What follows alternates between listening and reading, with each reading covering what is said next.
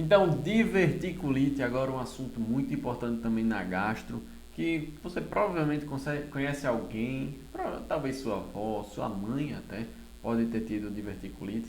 Então, vamos falar sobre diverticulite, porque quando eu já penso em diverticulite já vem um certo gatilho aqui, porque eu lembro de quando eu estava no sétimo período do curso de medicina.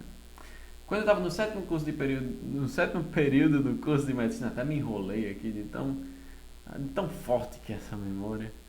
Eu já lembro da disciplina de imaginologia, né? Quando a gente estava lá, tinha um professor que simplesmente odiava a nossa turma.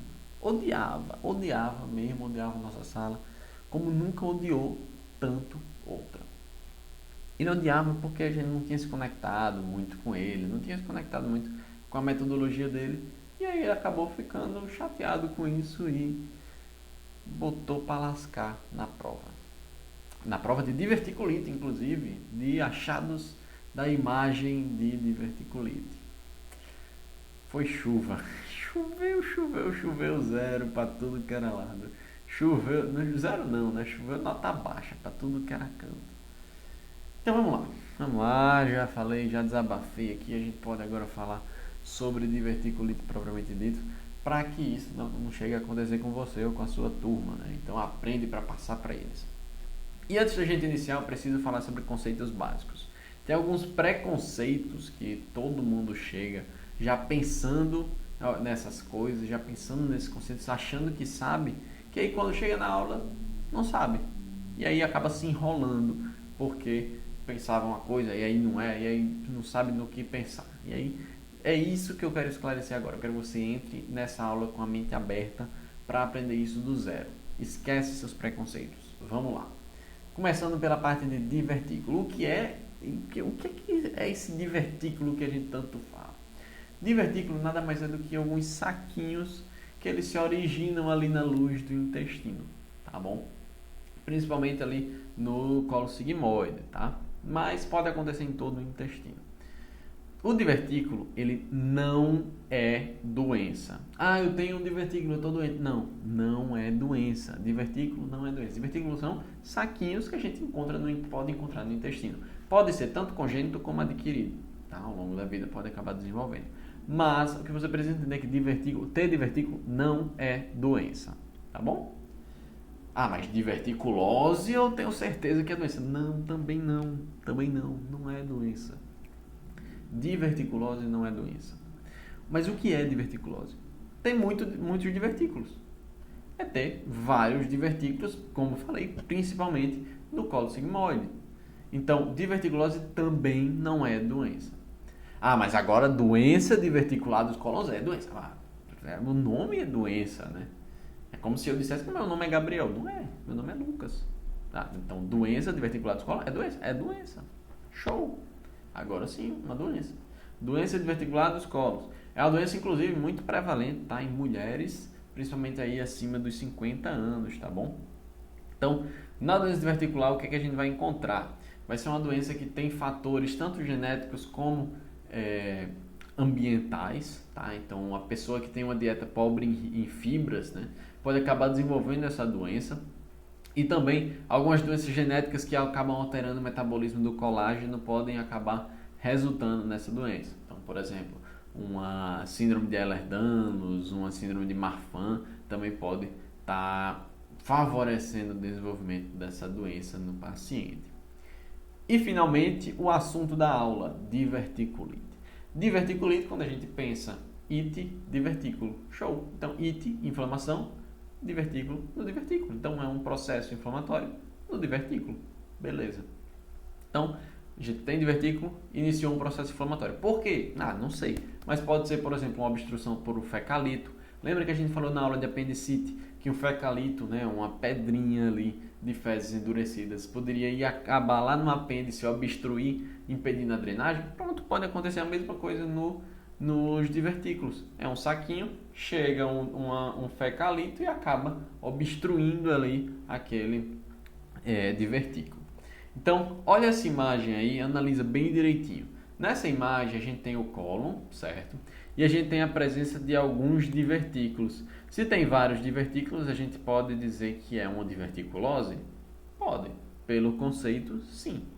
E isso daqui, olha que interessante. A gente está tendo um pedaço de fezes endurecida, né? Um pedaço endurecido. Então, um fecalito preso nesse divertículo, causando o quê? Desencadeando um processo inflamatório. Isso aqui é uma diverticulite. Mas tudo bem, entendi. Agora tudo está mais claro. Consigo diferenciar o que é doença, o que não é doença, o que é diverticulite, o que não é. Vamos falar sobre doença diverticular dos cólons. O que é que a gente vai encontrar no paciente com DDC? A gente vai ter um quadro clínico bem diversificado, até um pouco inespecífico, mas a gente vai encontrar uma dor abdominal que é principalmente ali suprapúbica, certo? No quadrante inferior, principalmente no quadrante inferior esquerdo. Ah, mas Lucas, por que quadrante inferior esquerdo? Ah, porque eu falei, é muito mais prevalente do colo sigmoide. E onde é que está o colo sigmoide? Pois é. Então, dor abdominal suprapúbica no quadrante inferior esquerdo. Além disso, a gente pode ter alteração do hábito intestinal, então diarreia ou constipação, pode causar os dois. Pode ter também uma sensação de peso ali no quadrante inferior esquerdo, uma massa palpável na fossa ilíaca esquerda. E aí, olha que massa. Massa não, né? Mas olha que interessante. O paciente chega para você, uma massa palpável, uma dor, alteração intestinal, uma sensação de peso ali na região. O que é que você pensa? Ah, tem uma massa de um tumor de cólon aí. É a primeira coisa que a pessoa pensa. Pelo menos o seu paciente vai chegar pensando que tem um tumor de cólon. E aí você pode pensar, beleza, vamos esclarecer essa história aí e vamos tentar entender mais ou menos o que é essa massa palpável, o que é que está tendo nesse quadrante inferior esquerdo, né? E aí vai pedir exames complementares.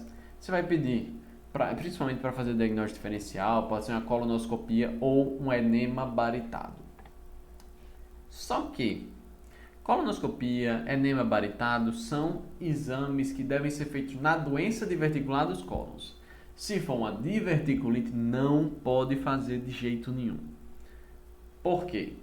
Vou falar sobre isso daqui a pouco quando a gente for falar sobre diverticulite. Mas lembra disso. A gente vai pedir a colonoscopia, vai pedir o enema baritado na doença diverticular dos cólons, principalmente para diferenciar, por exemplo, do tumor de cólon. É um importantíssimo aí diagnóstico diferencial. E também para a gente investigar complicações.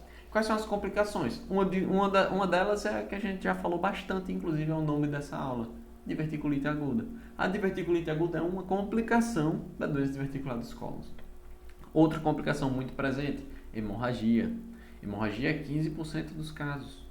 Outra, obstrução intestinal também pode ter. Fístula, abscesso, uma perfuração do divertículo também pode ter. São complicações que a gente precisa estar atento para poder diagnosticar. E esses exames complementares vão contribuir para a gente poder identificar essas complicações. Mas vamos falar sobre a principal complicação, que é a diverticulite aguda. A diverticulite aguda, para diagnosticar, a gente vai ter um quadro clínico que se assemelha bastante ao da doença diverticular dos cólons, tá? Também é um quadro um pouco inespecífico, com a dor abdominal em quadrante inferior esquerdo, mas tem algumas características a mais que até pode ter a massa palpável associada, tá? Mas vai ter uma piora com a defecação, certo? Acaba piorando. E a defecação pode estar alterada também, tanto com diarreia como com constipação. E a gente vai encontrar alguns sinais de infecção podem estar presentes, uma febre, uma leucocitose. Pode ter também associado náuseas, vômitos e sinais de irritação peritoneal. Está tendo um processo inflamatório ali, pode ter irritação peritoneal, pode ter descompressão brusca, pode ter, principalmente no quadrante inferior esquerdo, tá? Pode ter também um abdômen mais rígido ali, pensando nessa irritação peritoneal, tá bom? E além disso, a gente pode encontrar também um peristaltismo reduzido, observado principalmente pelos ruídos hidroaéreos, podem estar reduzidos. Vamos falar sobre exames complementares agora. Os exames complementares que a gente vai fazer é a tomografia, ressonância ou ultrassom. Principalmente a tomografia, certo? A TC de abdômen é muito importante para o diagnóstico da diverticulite. É o exame de escolha aí que a gente vai fazer para diagnosticar, para classificar. Ah, mas Lucas, por quê? eu falei, né? Por que que eu não posso fazer uma colonoscopia ou um enema baritado aí para a diverticulite aguda? Bom, pensa o seguinte, na colonoscopia é um exame invasivo, certo? Eu estou colocando alguma coisa ali dentro do intestino do paciente. E aí, junto dessa coisa que eu estou colocando, eu estou colocando ar, né? Está entrando ar ali dentro. É um exame invasivo, corre risco desse ar acabar perfurando não, causando um rompimento do divertículo, certo? Outra coisa, enema baritado. No enema baritado, eu não estou mais colocando ar, eu estou colocando contraste. Estou colocando contraste ali, tem um risco muito grande de também causar esse rompimento do divertículo. Então, enema baritado e colonoscopia, contraindicação absoluta na diverticulite. Na tomografia é o exame principal que a gente vai pedir aí para diagnosticar e para classificar. Como é que a gente classifica? Complicado ou não complicada? Ah, mas Lucas, a diverticulite aguda não era uma complicação já, certo? Mas essa complicação pode estar mais complicada. Olha que massa, eu quero que você lembre principalmente de dois, o mais comum e o mais grave. O mais comum é a presença de abscesso. Vou mostrar uma imagem que mostra um abscesso. E a perfuração é o mais grave. Se eu tiver uma perfuração do divertículo, eu posso até encontrar um hipertimpanismo, né?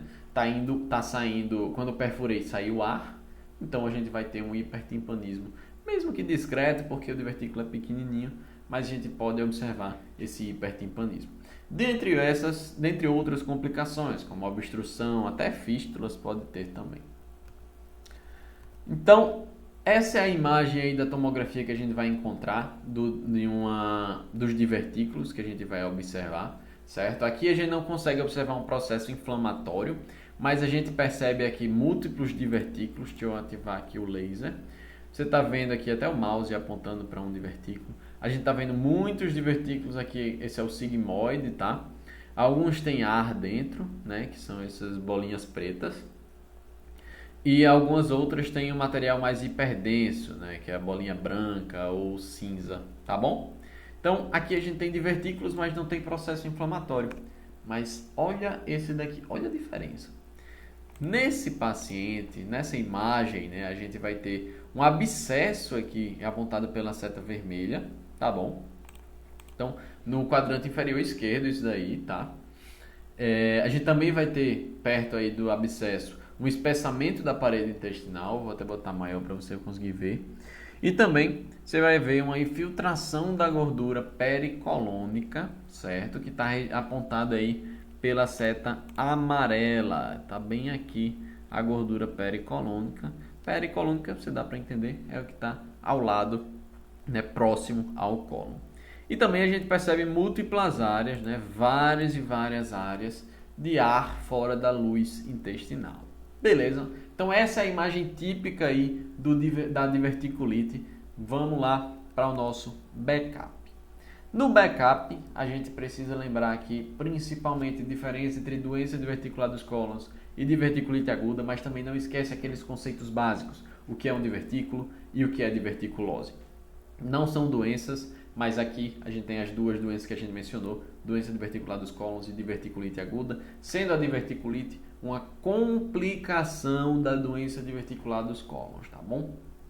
Também, lembrar que o quadro clínico é bem inespecífico, então precisa ficar atento para desconfiar de uma diverticulite, principalmente em mulheres acima de 50 anos, e também sempre pensar que pode ter complicações, como a própria diverticulite aguda, uma perfuração, um abscesso, fístulas, uma obstrução intestinal ou até uma hemorragia. Sendo as principais complicações aí da doença diverticular dos cólons, a hemorragia e a diverticulite aguda, tá bom? Então, espero que tenha gostado dessa aula, eu espero realmente que não aconteça com você o que aconteceu comigo quando eu estava pagando imaginologia. Então, estuda esse assunto. Se não entendeu, volta, reassiste essa aula, deixa dúvida nos comentários, faz de tudo, mas não sai dessa aula sem entender, tá bom? Então, te encontro na próxima aula.